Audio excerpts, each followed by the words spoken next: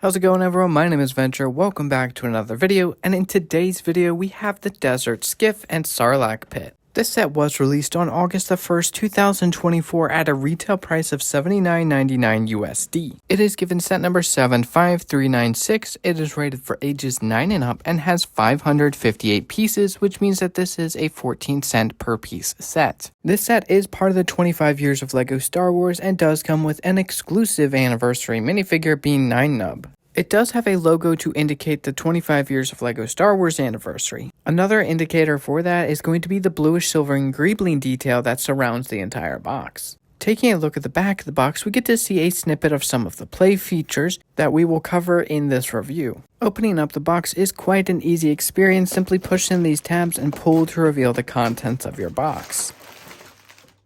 Inside of your box, you will find a grand total number of 6 numbered bags.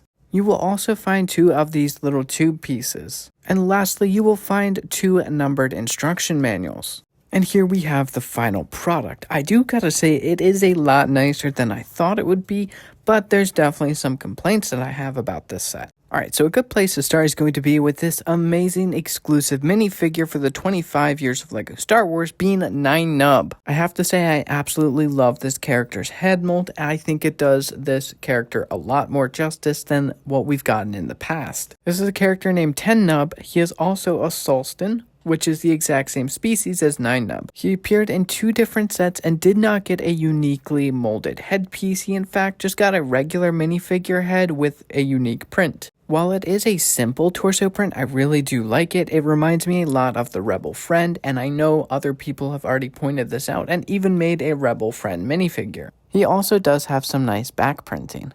Just like every other 25th anniversary figure before him, he does come with a 25th anniversary display stand. And of course, you can actually connect these stands together to create a display. Next up for our minifigures, we're going to talk about this Boba Fett. Now, this is the exact same Boba Fett that we've seen for the past few years, especially in that mech set. He does have a very nice face print underneath of that helmet.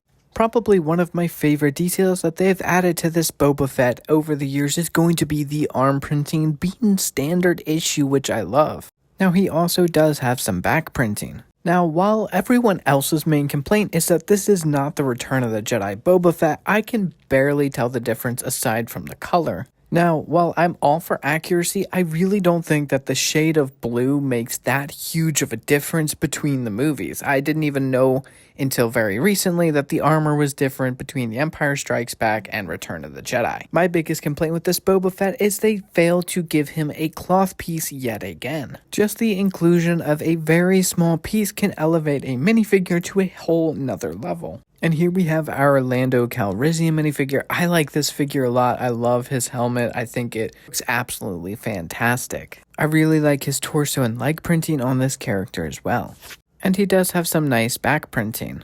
Now, unfortunately, they don't include a hairpiece to give him when he's not wearing his helmet, but they do give him 2 different face prints. This Chewbacca is the exact same one we have seen for the past few years. It's a great and much needed inclusion to this set, but if you have one, you know exactly what to expect. It's a great minifigure. It doesn't really need much improvements, so let's move on. Now, this Han Solo fresh out of Carbonite, I like a lot. I like how he's kind of like squinting a little bit. It's a nice little detail that they added. Now, he does have some back printing, but even after all these years, it is still weird to see Han Solo without his iconic vest. Now, they do give him a secondary face print, and this one is much more of a he can't see anything at all, which just works for the scene that this is based on. For our final minifigure, we have Luke Skywalker. This is a great minifigure, and he does have that new hairpiece that they've created for him. I do like how they've done his Jedi robes in like a grayish color, because when I was watching the movie growing up, it definitely looked kind of gray to me, even though it is black with just hints of gray. He does have a secondary facial expression. Now, a lot of people have pointed out that this Luke has 2 tan-colored hands,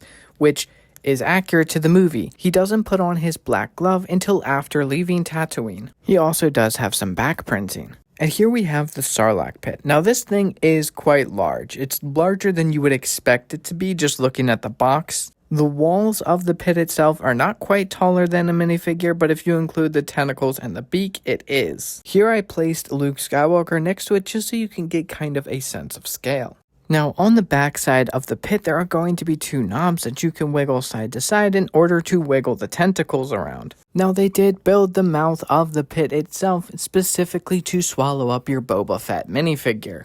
Now, it is a snug fit, but it is a necessary play feature. I feel like if you're going to do a Sarlacc Pit, this needs to be something you can do with it. And here we have the best part of this set. This skiff is absolutely beautiful. I love the angles that they were able to achieve, but it does have some play features. It does have an extendable plank that you can push out so you can make your minifigures walk the plank. There are no studs on the plank itself, so you can't actually attach a minifigure, but you can place one on there. One of the other play features of the skiff is this railing that can swing back and forth just like in the movie. Now there is a spot where you can add a minifigure in to actually pilot the skiff itself. And here's what a minifigure looks like within that cockpit. Now, as I mentioned earlier, the angles that they were able to achieve with the different parts is absolutely incredible looking. The skiff is without a doubt the best part of this entire set, but does that mean that you should spend $80 to pick this thing up? And unfortunately, the answer is no, this set isn't really worth it at its price point. In my honest opinion, I genuinely do not believe that this set should even be for sale. Does that mean it's a bad set? No and yes at the same time.